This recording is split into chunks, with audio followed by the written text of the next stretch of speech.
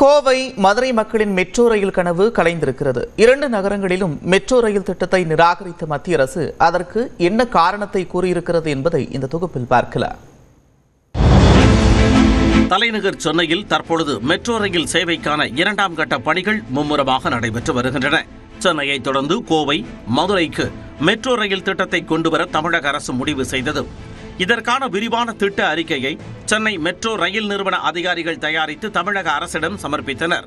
அதில் Kovai metro rail திட்டத்திற்கு 10,740 கோடி ரூபாய் செலவு ஆகும் என்று மதிப்பீடு செய்யப்பட்டது. 34.8 கிலோமீட்டர் தொலைவில் 2 வழித்தடங்கள், 32 மெட்ரோ ரயில் நிலையங்களுடன் கோவை மெட்ரோவுக்கு விரிவான திட்ட அறிக்கை உருவாக்கப்பட்டது. இதேபோல் மதுரையில் திருமங்கலம் முதல் ஒத்தக்கடை வரை 27 ரயில் நிலையங்களை உள்ளடக்கிய 32 கிலோமீட்டர் தூரத்திற்கு மெட்ரோ ரயில் திட்டம் பற்றிய விரிவான அறிக்கை தயாரானது.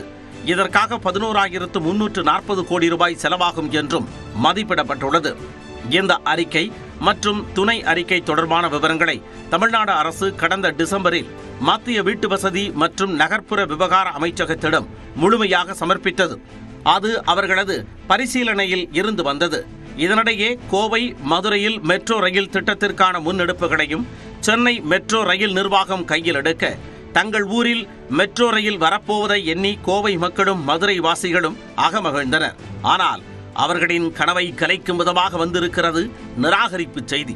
இது தொடர்பாக மத்திய வீட்டு வசதி மற்றும் நகர்ப்புற விவகார அமைச்சகம் தமிழ்நாடு அரசுக்கு அனுப்பிய குறிப்பில் போதுமான மக்கள் தொகை இல்லை என்பதே இதற்கு காரணம் என கூறியிருக்கிறது.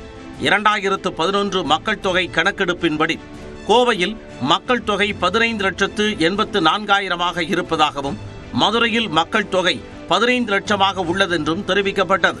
ஆனால் 2017ஆம் ஆண்டு மெட்ரோ ரயில் கொள்கையின்படி 20 லட்சத்திற்கும் அதிகமான மக்கள் தொகை கொண்ட நகரங்களிலேயே மெட்ரோ ரயில் சேவை கொண்டு வரப்படும் என்பதால் கோவை, மதுரையில் மெட்ரோ ரயில் திட்டம் நிராகரிக்கப்பட்டிருப்பதாக கூறப்பட்டுள்ளது. மெட்ரோ திட்டங்களுக்கு அங்கு அதிக செலவு ஏற்படும், நீண்ட கால நிலைத்தன்மைக்காக கவனமாக திட்டமிடப்பட வேண்டும் என்பதையும் கவனத்தில் கொண்டிருப்பதாக மத்திய அரசு தெரிவித்துள்ளது.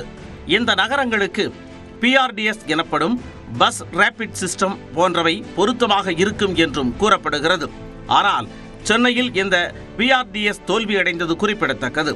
இதனிடையே பாஜக ஆளும் மாநிலங்களில் 2011ஆம் ஆண்டு கணக்கெடுப்பின்படி கோவை, மதுரையை விட மக்கள் தொகை குறைவாக உள்ள போபால், பாட்னா போன்ற நகரங்களில் மெட்ரோ ரயில் திட்டத்திற்கு ஒப்புதல் அளிக்கப்பட்டிருப்பதாக கோவை MP கணபதி ராஜ்குமார் சுட்டிக்காட்டியுள்ளார். 20 லட்சத்திற்கும் குறைவாக மக்கள் தொகை இருக்கிறது என்ற ஒரு காரணத்தை சொல்லியிருக்கிறார்கள். ஆனால் போபால், பாட்னா போன்ற நகரங்களுக்கு அங்கே ஒப்புதல் அளிக்கப்பட்டுள்ளது. அங்கே மெட்ரோ ரயில் திட்டம் 20 லட்சத்திற்கும் குறைவாக உள்ள நகரத்திற்கு அவர்கள் ஒப்புதல் கொடுத்திருக்கிறார்கள். இது பார்க்கும் பொழுது அரசியல் ரீதியாக தமிழகத்தை அவர்கள் பழிவாங்கிக் கொண்டிருக்கிறார்கள் என்பது வெட்ட வெளிச்சமாகிறது. தமிழ்நாட்டின் மீதான மத்திய அரசின் வஞ்சகம் வன்மையாக கண்டிக்கத்தக்கது என எக்ஸ் பக்கத்தில் பதிவிட்டுள்ள மதுரை MP சு வெங்கடேசன், குருகிராம், புவனேஸ்வர், ஆக்ரா, மீரட் உள்ளிட்ட நகரங்களின் மக்கள் தொகை 20 லட்சத்திற்கும் குறைவாக இருந்தபோதும் அங்கு மெட்ரோ திட்டங்களுக்கு அனுமதி வழங்கியது எப்படி என கேள்வி எழுப்பியுள்ளார்.